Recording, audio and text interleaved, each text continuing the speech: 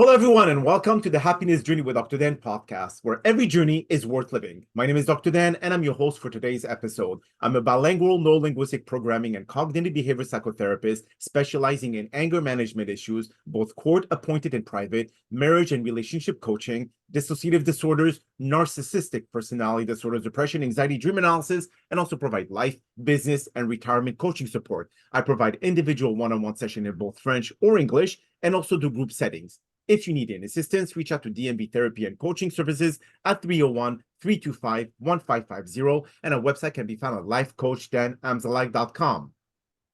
Today, I'm very excited to have for our third episode of season 30, a very special guest and author of Every Other Weekend, Coming of Age with Two Different Dads, Anthony Moore. And just like every of my past episode, I will leave it up to the guests to properly introduce themselves, as no one can do a better job. Anthony, the floor is yours. Thank you, Dr. Dan. I'm Anthony Moore. Nickname is Tony. Yes, I'm the author of Every Other Weekend, Coming of Age with Two Different Dads. I wrote the book at the urging of many people who kind of knew me from early childhood onward, and they said, you've got a story to tell, because I grew up first with my real father, who was an actor and fairly well known, very well known on radio and quite well known on TV and even in some movies. And then my folks divorced when I was 9. 2 years later, my mother married a very different person, Stanley Dashew, who was a very conservative businessman, as opposed to my dad, who was a very liberal kind of, bon vivant. And Stan and I were together all the way up until his death when he was 96. Wow. Okay. And so now, did you get along with both of them the same way, or they were different kind of relationship? Different relationships. Early on, my dad was distant. He didn't quite know what to do with young children, toddlers, or anything like that. But following the divorce, he said, we're going to be pals. I want you to be my pal. Okay. And we were. We had lots of fun together. We did, we'd go horseback riding and hiking, and he'd show me where the locations for a number of his movies and shows. And he took me out to various places, got me on television. That was actually before the divorce. So, we had fun. And then Stan believed in hard work. Children should not have so much fun, quote unquote. Okay. And so weekends found us working at his plant. He owned a company that made business machines, and he wanted me to work there along with his son and daughter. Oh, okay, okay. So, do you think that the different two upbringing, because nowadays you have to agree with 52% marriages ending in divorce, especially the first ones. More people, like they have stepdad, they have biological dad. Some of Right. them are not part of their life, some others are, and Yep. different upbringing because of the different culture. So, do you think that the more serious dad, which was Stanley, versus the one that was your biological dad, which was more fun, did you feel that you wanted to spend more time with the one that was fun versus the one that was more, I would say, strict? I never sat down and said, okay, I want to spend more time with one than the other. Sometimes if I got into trouble, with Stan, I'd say, oh, I wish I were over at my dad's. But my dad's second wife was very difficult to be with. In Okay. fact, my father actually was going to leave her and ended up having a long affair with somebody else. And so that made me think, oh, I want to be with my mother and Stan. It's a storybook marriage. I want to be over there in a stable household. So it went back and forth with really two different cultures, very different theories of child rearing. Interesting. And did you have any siblings from the first marriage with your biological dad versus the second, which of course came with their own kids? No, I was an only. No, only. Okay, I see. So explain to the listeners here today. I mean, especially those who have to kind of like juggle between different, having to jump from one house to the other. You said that one was like a complete different personality. So did you have to adapt and kind of like cope with the different upbringing approach? I'm sure I did. I didn't sit down and think, in the car driving as we drove from one place to the other, okay, I have to put on this face now, or Okay. assume this personality. But I'm sure, tacitly I did, because they were so different. It was like spending one weekend in Japan and the other weekend in Tahiti. Yeah. They were just very different cultures in terms of, the the high living, bon vivant, let's have fun, versus you should be serious. You need to do some work. And I want you to really buckle down and do well in school, which fortunately I did. Okay. I will tell you this, Dan. I will tell you this. I became a Superior Court judge and served on the court for 27 years and still sit part-time. And this kind of life, shuttlecocking between two different homes prepares you for the bench because you're seeing different points of view. And when you're on the bench, you're evaluating different people and different attitudes. And nothing prepares you better than a childhood of exposure to different worlds. Interesting. So you basically have to be both a judge and a therapist. Well, I don't know about that, but yeah, I mean, I did acquire an ability to look at both sides of the coin, if you will, which didn't serve me that well as a lawyer, because many times I tell my client, look at the other side of this. Maybe we're not going to win. And then they get angry and say, of course we're going to win. And sometimes they would fire me and go to the next lawyer who would promptly lose the case. And sometimes I was wrong. I said, I'm not sure you can win. They'd go to the next lawyer and win. But as a judge, it was a wonderful preparation, if you will. Interesting. So when it comes to the dynamic of a relationship between the two dads and the fact that like the reality of things is that we all have different way of raising our kids, Right. especially if you become the stepchild. Do you feel that there was any because you came in from a different marriage, that Stanley basically put more priority in his biological kid versus you? No, to his great credit, he treated the three of us completely the same. And my mother, to her great credit, treated the three of us as though everyone was the same, biologically, whatever. And as a result, the three of us are still very close. We spend our holidays together. Uh, we're totally connected. In fact, even we are financially connected. There's really no tension among the three of us. So for that, I really credit Stan, because you're right. There are parents who will favor one over the other, Yeah. and I never sensed that with Stan and my mom. Okay, so you said that your parents got divorced when you were 9 years old. Is that correct? Correct. Okay. So you were very conscious about the tension that happened in the household during the divorce proceedings, etc. So do you? Well, Yeah.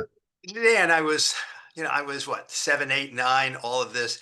I don't remember fights in the house, but I know that things were going on because I remember liking to draw cartoons. I was never an artist, still am not, but I would draw these cartoons with stick figures, and I still have the books and notebooks. And when I look back,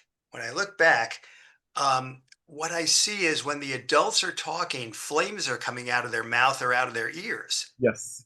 When the kids are talking, they're not. So clearly something was wrong. And my father left my mother for another woman that he met while filming a TV series. And and I sensed something was wrong there. I was too young to understand, but I didn't care for her. I kept thinking, what's she doing here? And we were at that time overseas where he was filming the series for a year. Mhm. Uh, when we got back, I thought, good, she's out of there. I'm not going to see her again. Well, guess what? I did see her again, and I was upset about it. Oh, and the tension that you had with your stepmom on your biological side, on your yeah, did that cause any tension between your biological father and you because you didn't get along with her? Minimally, because again, I think he realized he made a mistake. And Oh, so we weren't fighting because of the way I treated that was her name, MAI, or the way she treated me. She clearly did not rank me along with her two children. She wasn't treating everybody equally. okay. Um, but I mean, my dad was kind of on my side, I must tell you. He was always talking about, their arguments and what was going on. And at one point, he literally moved out. He ended up moving back in, but he moved out, and I got long narratives about all the problems they had. Okay. So we were allied, if you will.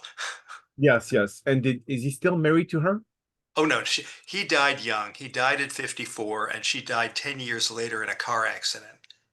Oh, wow, wow, wow. Okay. And for her, when the two kids that she brought into the relationship with your biological dad, do you get along with them? We did, and we're still friends. Oh, you okay. Okay, okay, I see. I see. Yeah, we were out of touch for many, many years, Mhm. but within the last, I'd say 10, 15 years, we kind of got back in touch. And one of them, Timmy, lives in Hawaii, and my wife and I have stayed with them and, done things with them. And when they've come over here, it's the same. And Tommy lives in Texas, but he's visited a couple of times. So yes, we get along. Amazing, amazing. Now, having or growing up with two dads, did you feel that do you have any kids yourself, Anthony? No, Oh, you don't. Okay, okay. Because I was going to ask if you took a little bit of the both dads to be able to raise your own kids, or did that you prioritize one upbringing scenario over the other? I prioritized my career, Okay. and I really wasn't that keen on getting married. I didn't get married till I was 66 years old. Oh my And God. yeah, Okay. and Beverly had no children either. She didn't prioritize marriage. So the two of us sort of found each other at an older age, if you will, and everything's great, uh, but no children, which is a blessing and a curse depending on how you look at it.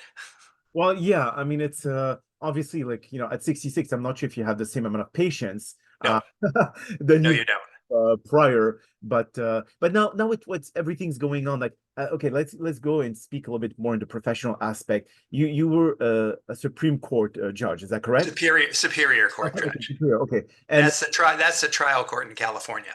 oh, the trial court, okay. And so you dealt with very like complex cases and all. I did. Were they a lot domestic, which kind of go with divorce, or was it like mostly abuse? Was it mostly criminal? What kind of like cases did you deal with? And the reason why I'm asking this question, I'm not sure if that violates any like keeping things, of course, private, but because of how you were going through your upbringing, did that change the way that you look at relationships? Good question. Excuse me. I never sat in family law. I didn't want to. Fortunately, I was never asked to, Okay. because had this presiding judge asked me to sit in a family law court, I would have held my nose and done it. But I never wanted to handle divorces for obvious reasons. I just didn't feel emotionally ready for it or prepared for it, and nor was I interested in it.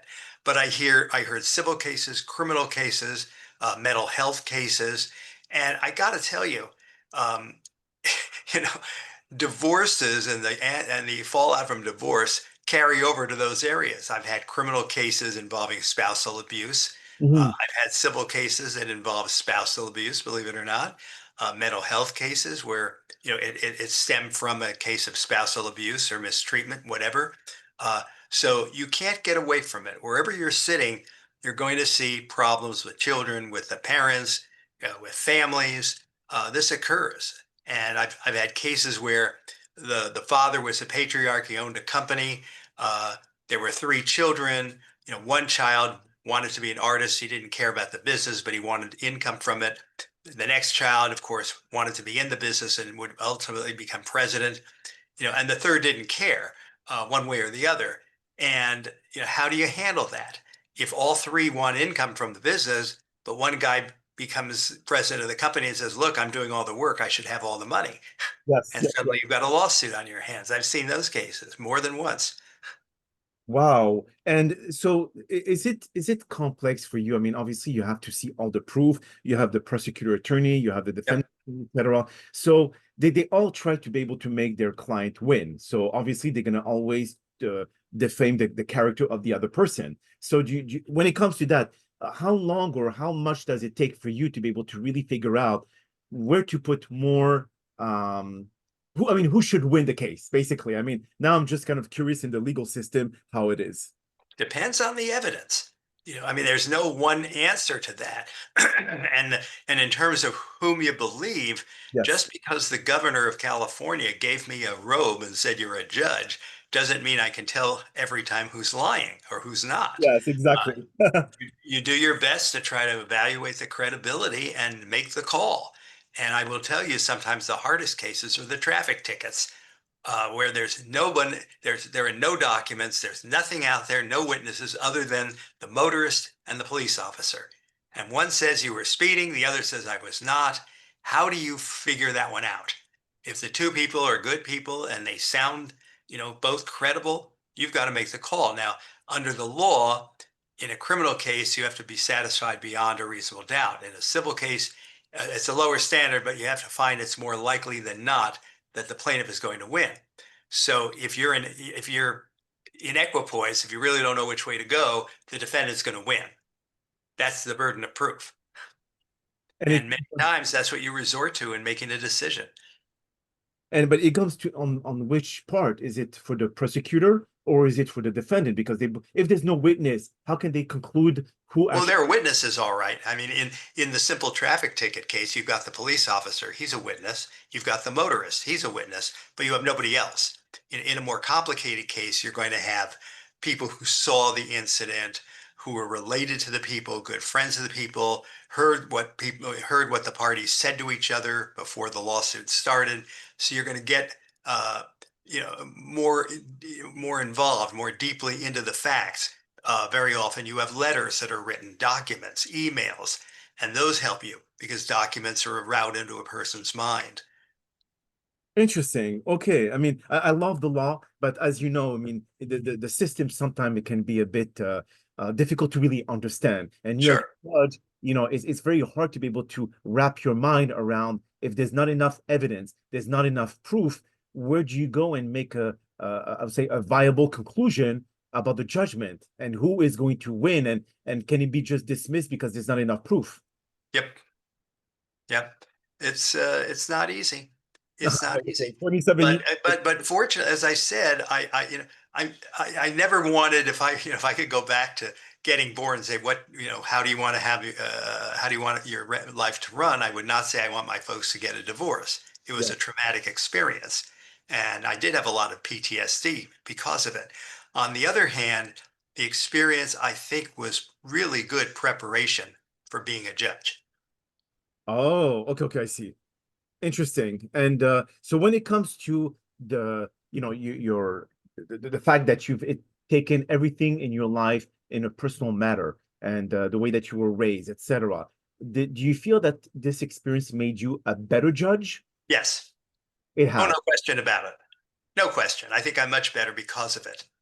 Is it because of empathy? Empathy, Yeah. empathy, and the ability to see the both sides. Because there's very often you hear somebody tell the story and you say, "Wow, that's he's like me. He's going to win because he's like me, and I identify with this guy." And the other person has a totally different attitude, which I don't really understand, and so I won't accept. Okay. But coming through two different families with two different outlooks, and my father's couldn't have been more opposite. Dan, one was a Republican, one was a Democrat, one was very financially savvy, the other was not. Uh, you know, you name it, they were different. One was a very faithful husband, that was Stan. The other was very unfaithful. My father was a very busy lad. Yes. Interesting. So now you're retired, obviously, right? Right. But as I said, I sit part-time, but technically, yes, I am retired. So for all the listeners out there, I mean, I'm sure that those who have not really gone through the same struggle as you did when you were 9 years old, but obviously parents they get divorced after 25, 30 years of marriage.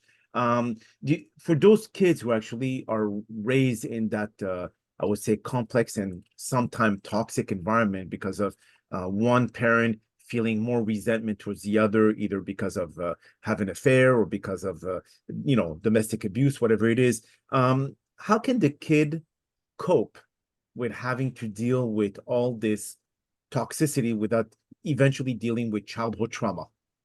Good question again. Well, the first thing is how can the parents help the kid cope? And Yeah. my advice to any parent who's even contemplating a divorce and has children is get the kid into therapy. Okay.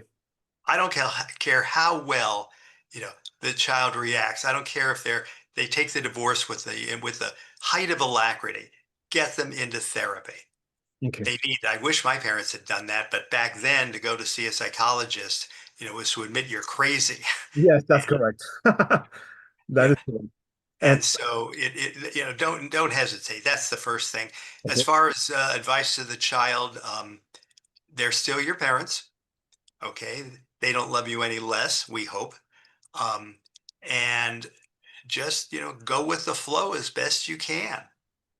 You're really going to be the cork bobbing on the water. I don't care how hard you fight. If you're 10, 11 years old or younger, you're the cork bobbing along on the ocean. So go with it. And, you're going to get older. You're going to learn some lessons and just sort of try to understand what's going on. Hmm. Interesting. So can it be mandated by the court that the kid is being referred to a psychiatrist? Probably. Again, you're asking a family law question, and I'm not sure. I'm sure the answer is yes, Okay. but I don't know. I know in criminal cases, you can tell somebody to go into a program, and we have many, many programs out here, Okay. for batterers, for parenting programs. Uh, we've got them all. And of course, in mental health court, they're going to be treated if they're found incompetent to stand trial. They're going to go and get placed somewhere from the state hospital down to you know, uh, a bed and board to an open facility where maybe during the day they have a job and then they come back and spend the night, in the facility. Mhm. We've got, Yes. we've got lots of options. Unfortunately, not enough of them to service the population, but we have various options. I see. So when let's say I mean I'm not sure that's going to be within your realm of expertise, but when someone has to plead for insanity for whatever reason, are they case taken less as a murderer versus someone who has mental health issues? They'll be in custody. They'll be in the hospital, but they'll be in custody. They're not getting put back on the street. If they commit a murder and claim not guilty by reason of insanity, yeah. Or what about domestic abuse? Um, the question then will become, are they competent to stand trial? If their defense attorney, quote, declares a doubt, end quote, at the arraignment stage, they're sent to the mental health court. They're evaluated by a psychologist or psychiatrist Okay. who makes a finding. The judge either accepts or rejects it. Uh, the district attorney or city attorney and the defense counsel agree or disagree. They can ask for a longer report. They can ask for a second report. If the second report comes back differently, you can get a tiebreaker report. Okay. If they're found competent, back they go to criminal court to face the charges. If Okay. they're found incompetent, again, they're placed. Oh, I see, I see. So there's no way around it. They're still going to be judged and they're going to have to pay the consequences because I wasn't sure if pleading Yeah. insanity will give you less of an outcome. I don't think so. Now, in a misdemeanor case, if they're not in custody, if Yes. they're out on bail or they've been out on their own recognizance and they're found incompetent and they don't want to do any counseling, they don't want a program, unfortunately, a lot of them are just let go. The case is dismissed, which Oh, okay. that's California and that's sort of a quirk in the law. Okay. So are they going to change? Are they going to reform it eventually? Don't know. Okay. Talk to the legislature. Absolutely, yes. So when it comes to those the parents who remarry after divorce, Mhm. if the divorce was very amicable or not, you recommend that the kids go to therapy. But is there any specific time that you feel that the kid have somewhat adapted or coped in a very healthy way to be able to kind of like bounce from one family to the other? I'm sorry, you're asking if there's a time during which they would learn? Yes, that's correct. That's a question for you. And Yes. your No, patient. How long is the patient going to be with you? I'm sure they're all different. Some probably 4 sessions and they're great. Others might take 3, 4, 5 years, I imagine. because I don't do children. That's the thing. So Ah, for me, okay. I focus only on those who are 24 years old and above. So I've Yeah. never dealt with any teenagers whatsoever. And that's why I wasn't sure because if it's mandated by the court, do they require, like, for example, a domestic abuse? They may have to go to anger management courses for 8 to 12 weeks before they can say, okay, it was completed. They show willingness to be able to change. So we're going to alleviate the whatever judgment it was. So that's something that I understand. But when it comes to kids, so and especially if it's mandated by the court, do they say they have to go through a certain amount of session before the court feels satisfied? Well, are you talking about a child who's in juvenile court because he committed a crime, or are you talking about just a child whose parents are getting divorced and the child is upset? A little bit of both. So yes, if let's say we do the latter, it's kind of like you said that you recommend the parents to be able to take them to therapy, and especially if they went through that the parents were really aggressive, that the divorce were really really bad, and the parents are there in front of the judge, and the judge know that there's something wrong with how they communicate with each other and how much toxicity there is, and you will recommend, or the court will recommend that the kid has to go to therapy and has to be able to get enough session for them to be able to cope through the process. So is It, there something like that that would be it's a family law question, and I never sat in family law. okay? Uh, I've never seen that. I'm sure it happens. You can certainly recommend that the child go to therapy, Okay. but whether you can actually force the child into therapy, I don't know. Does the court have jurisdiction over the child? That's a question I have never researched. I don't know the answer. Okay. Well, that's good enough for me to know that what are the limitations when it comes to this. But yeah, unfortunately, we see a lot more parents that because the Oh, divorce sure. already that they have dealt with, or the kids have dealt with a lot of trauma. So if we go back to the juvenile aspect of it, if a kid under 18 have committed a crime, and I'm not sure if a juvenile court is processed the same way. I'm sure that they're more lenient. Do they require that the kid has to go through a specific amount of session for them to be able to say, okay, he can you know, he's rehabilitated and he could go back to society? The juvenile court again is I never sat there, Okay. so I just don't know. I know that if the kid is you know placed into a juvenile hall, I'm sure there are programs. I know in LA that juvenile halls are a very bad problem. They're apparently not as good as they should be, Okay. to put it mildly. I see. Yeah, that definitely. Okay, well, I guess before we end this podcast, Anthony, can you let everyone know how to find your book and Sure. to be able to have them to at least know where to purchase it and get a hang of it? Okay. Well, again, the title is Every Other Weekend, Coming of Age with Two Different Dads. It was published by Kohler Books, Koehler, Kohler Books. And you can get it on Amazon. You can get it on IndieBound. You can get it on Barnes and Noble. I have a website, www.anthonyjmoore.com. Books available there, or contact me and I can, get it out to you. But I think the best way to go is Barnes and Noble or Amazon or indie books, thrift bound, um, any of the above. And there are bookstores which carry it, and if they don't carry it, they'll order it for you. For Oh, example, my local Barnes and Noble down the street, you walk in there and say, "I want it." They may have a copy lying around. If they don't, they're gonna order it. amazing. Or at least it's available to the general public. But on that note, Anthony, that is all the time that we have for today's podcast. And again, thank you sincerely for taking the time out of your busy schedule to join us. And we all appreciate your participation and willingness to share your inspirational stories with the audience. Now, to Well, all, yes, thank you for having me on your show. It's been a pleasure. absolutely. Now, to millions of our listeners out there, we hope that you've enjoyed today's episode as much as we did. Now, we're very excited for what's ahead of season 30 of the Happiness Journey with Dr. Dan podcast, featuring a lineup of incredible guests with powerful stories that will continue to uplift and inspire all of you. Now, here are some concluding words of wisdom. Growing up with two different dads in a judgmental society can feel like living in the middle of two worlds. Divorce often places children at the crossroad, carrying emotions that they didn't choose.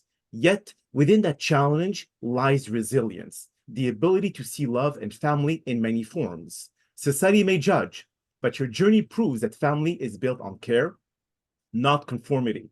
Having two fathers offers double the lessons, perspective, and strength. It teaches compassion, adaptability, and the courage to define family on your own terms. In the end, you're not divided, you are enriched. Your story is one of strength, love, and becoming whole despite the noise around you. My name is Dr. Dan Amzallag, and you may all keep pursuing your amazing journey in life.